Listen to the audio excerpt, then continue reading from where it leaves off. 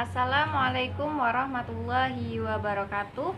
Perkenalkan, nama saya Rofiko Malasari, NPM 1901012036. Di sini saya akan menjelaskan atau mempresentasikan mengenai Google Classroom. Yang pertama yaitu pengertian Google Classroom.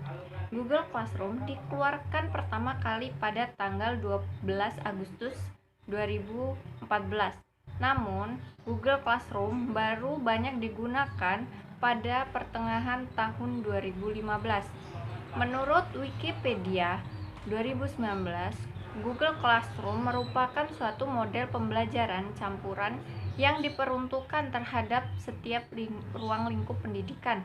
Selanjutnya, pengertian Google Classroom adalah aplikasi yang berbentuk ruang kelas yang terhubung melalui koneksi internet dan terjadi di dunia maya. Google Classroom adalah suatu serambi pembelajaran campuran yang diperuntukkan terhadap setiap ruang lingkup pendidikan yang dimaksudkan untuk menemukan jalan keluar atas kesulitan dalam membuat, membagikan, dan menggolongkan setiap penugasan tanpa kertas. Google Classroom merupakan platform yang dapat digunakan untuk kegiatan belajar mengajar secara daring dan gratis. Google Classroom ini menawarkan sebuah fitur yang efisien, mudah digunakan, dan membantu pengajar dalam mengelola tugas. Dengan Google Classroom ini, pengajar atau guru dapat membuat kelas, mendistribusikan tugas, memberi nilai, mengirim masukan, dan melihat semua yang ada di Google Classroom pada satu tempat. Perkembangan Google Classroom awalnya dirancang untuk mempermudah interaksi guru dan siswa dalam dunia maya. Adanya kolaborasi antara guru dan siswa pada aplikasi ini pada dasarnya untuk mengeksplorasi ide atau pendapat sehingga terbangun komunikasi yang baik dan efektif. Assalamualaikum warahmatullahi wabarakatuh. Nama saya Siti Afiza Anindita, NPM 1901011155. Di sini saya akan menjelaskan tentang membuat Google Classroom. Poin yang pertama yaitu membuat kelas. Sebagai pendidik atau peserta didik, Anda dapat menginstal aplikasi kelas di perangkat seluler Android, iOS atau Chrome OS. Aplikasi kelas tidak akan tersedia di perangkat seluler Windows.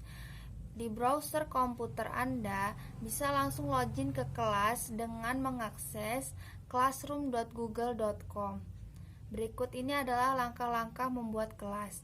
Yang pertama, ketuk gambar kelas. Yang kedua, maka Anda akan dibawa ke laman masuk gunakan akun Google email Anda. Jika Anda sudah mengisi akun Google Anda, maka Anda akan masuk ke laman Google Classroom. Lalu klik lanjutkan, maka akan muncul seperti di samping ini. Lalu klik tanda plus di pojok kanan atas untuk membuat kelas. Selanjutnya pilih buat kelas, maka akan muncul seperti di samping ini. Klik sampai muncul tanda centang, lalu klik lanjutkan, maka akan muncul seperti di samping ini. Isi sesuai data kelas, contohnya seperti di samping ini. Klik buat, maka kelas akan terbentuk. Perhatikan kelas code yang digunakan siswa agar bisa bergabung ke kelas yang telah dibuat. Selanjutnya, klik pada tampilan kode kelas sehingga angkanya terlihat jelas. Klik kotak di samping kode kelas, maka kode akan menjadi besar. Assalamualaikum warahmatullahi wabarakatuh. Nama Khafifah Iza Afrida, NPM 1901010042. Di sini saya akan menjelaskan bagian B yang kedua, yakni mengelola kelas. Mengelola kelas dalam bahasa Inggris diistilahkan sebagai classroom management. Itu artinya istilah pengelolaan identik dengan manajemen. Pengertian pengelolaan atau manajemen pada umumnya yaitu kegiatan-kegiatan meliputi perencanaan, pengorganisasian, pengarahan, pengkoordinasian, pengawasan, serta penilaian. Definisi di atas menunjukkan bahwa pengelolaan kelas merupakan seperangkat perilaku yang kompleks di mana guru menggunakan untuk menata dan memelihara kondisi kelas yang akan memampukan para siswa mencapai tujuan pembelajaran secara efisien.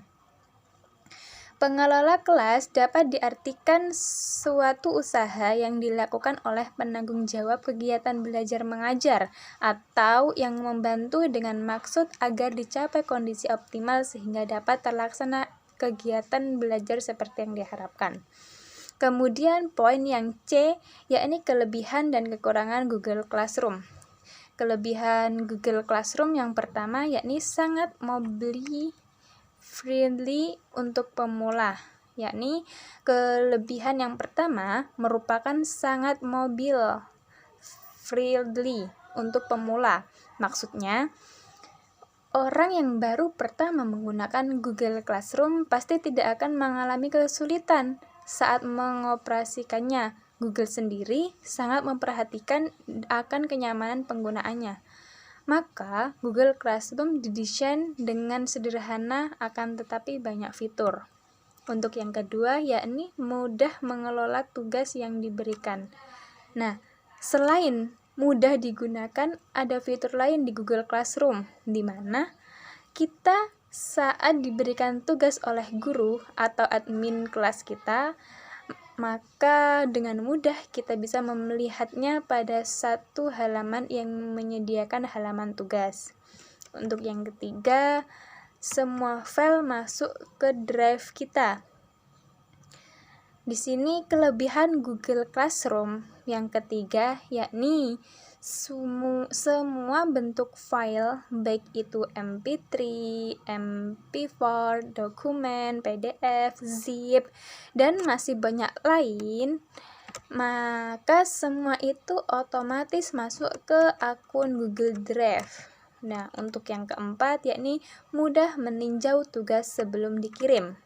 Maksudnya, tugas sangat diperlukan karena kita bisa melihat kesalahan atau kekurangan kita, apa yang masih ada di tugas yang akan kita kirim.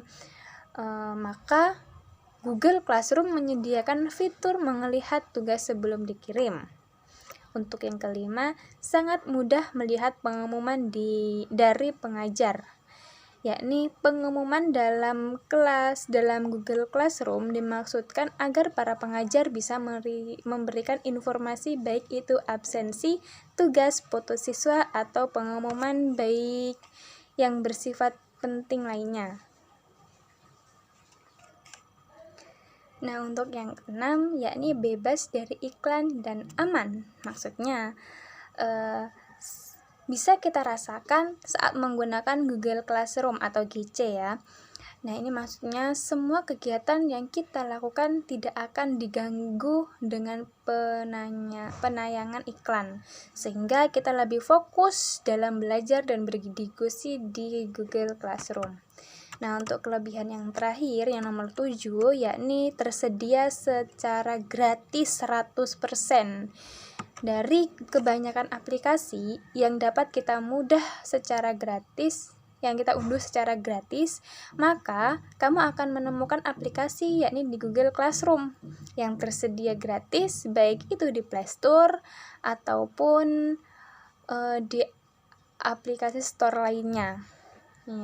Lanjut, kekurangan dari Google Classroom. Yang pertama, penampilan yang kurang menarik bagi siswa.